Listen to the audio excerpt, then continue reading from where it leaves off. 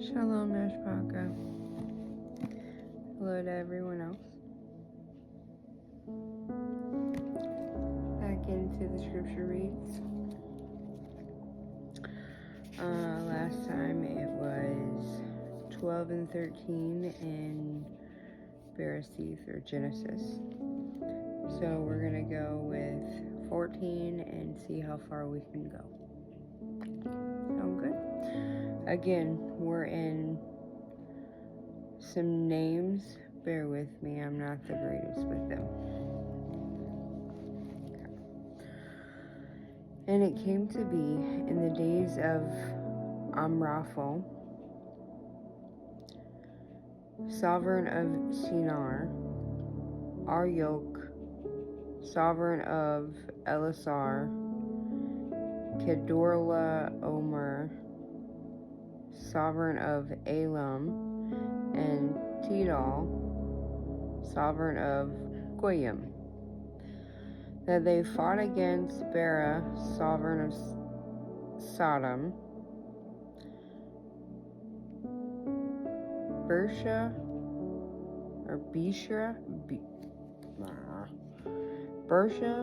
sovereign of Amorah, Shinab, sovereign of Admah,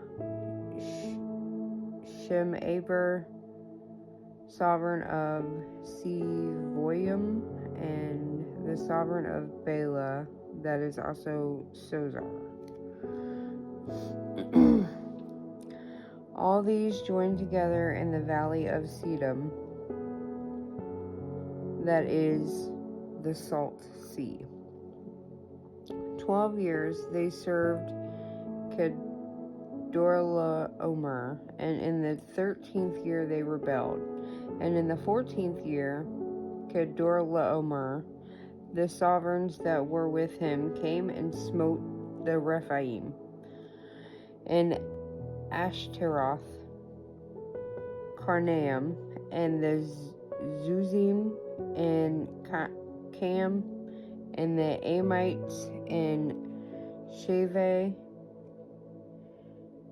Kirathaim, and the Korites, in their mountain of Seir, as far as El Paran, which is by the wilderness.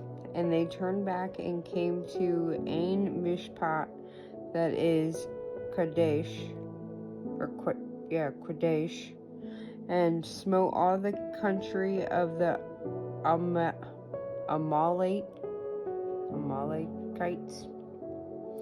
and also the Amorites, who dwelt in Ketzitzon Tamar, and the sovereign of Sodom, and the sovereign of Amorah, and the sovereign of Admah, and the sovereign of Seboyim, and the sovereign of Bela, that is Soar, went out and joined together in battle in the valley of Siddim against Kedorlaomer, sovereign of Elam, and Tidal, sovereign of Goyim, and Amraphel, sovereign of Shinar, and Arioch, sovereign of Elasar, 4 sovereigns against 5. And the valley of Siddim had many tar pits, and the sovereigns of Sodom and Amorah fled and fell there. And the remainder fled to the mountains, and they took all the goods of Sodom and Amorah and all their food, and went away.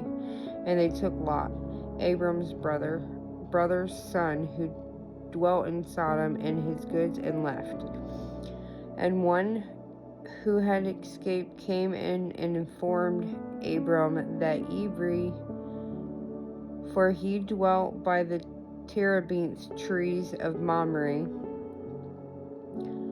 the Amorite, brother of Eshcol, and brother of Anar, and they had a covenant with Abram. And when Abram heard that his brother was taken captive, He armed his 318 trained servants who were born in his own house and went in pursuit as far as Dan. And he went, and his servants divided against them by night, and smote them, and pursued them as far as Kopva, which is on the left of Damascus, or Damascus. So he brought back all the goods, and also brought back his brother Lot and his goods, as well as the women and the people. And after his return from the defeat of Kedorlaomer, and the sovereigns who were with him, the sovereign of Sodom came out to meet him at the valley of Save, that is the sovereign's valley, and Melchizedek, sovereign of Shalem,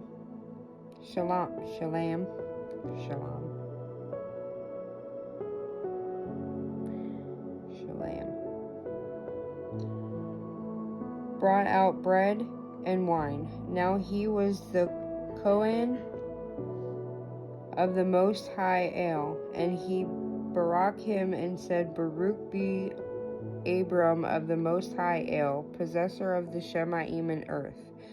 And Baruch be the Most High El, who has delivered your enemies into your hand. And he gave him a tenth of all. And the sovereign of Sodom said to Abram, Give me the people and take the goods for yourself.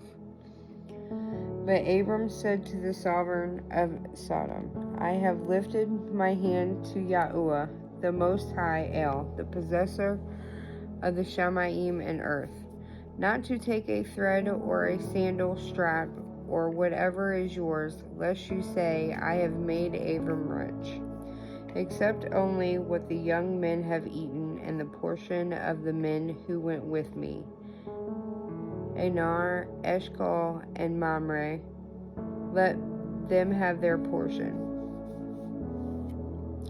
I'm going to try and get through 15. After these events, the word of Yahuwah came to Abram in a vision, saying, Do not be afraid, Abram. I am your shield. Your reward is exceedingly great. And Abram said, Adonai, Yahuwah, what would you give me? See, I go childless, and the heir of my house is Eleazar of Damascus. And Abram said, See, you have given me no seed, and see, no born in my...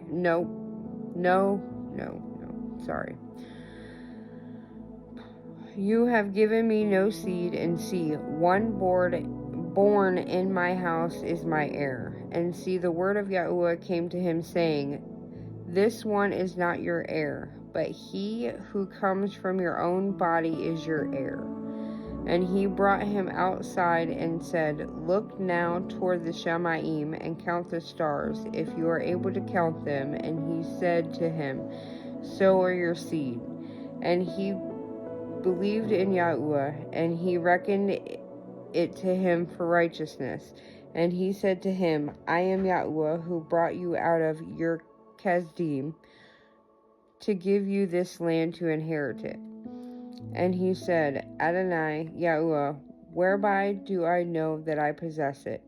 And he said to him, Bring me a 3-year-old heifer, and a 3-year-old female goat, and a 3-year-old ram, and a turtle dove, and a young pigeon. And he took all of these to him, and cut them in the middle, and placed each half opposite the other, but he did not cut the birds.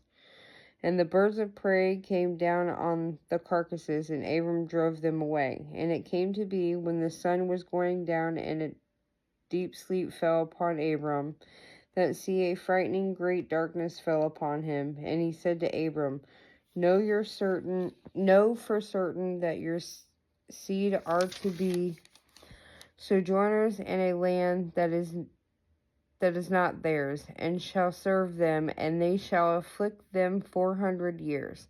But the nation whom they serve I am going to judge, and afterwards let them come out with great possessions. Now as for you, you are to go to your fathers in peace. You are to be buried at a good old age. Then in the 4th generation they shall return here, for the wickedness of the Amorites is not yet complete. And it came to be, when the sun went down and it was dark, that see a smoking oven and a burning torch passing between those pieces. On the same day Yahuwah made a covenant with Abram, saying, I have given this land to your seed, from the river of Mitzrayim to the great river, the river Perath, with the Canaanite, and the Kizanite, and the Quadamite, and the Kittite, and the Perizzite, and the Rephaim, and the Amorite, and the Canaanite, and the Girgashite, and the Yebushite. And that concludes 15. We'll start at 16, and the next one is a little lengthy. See ya. Shabbat.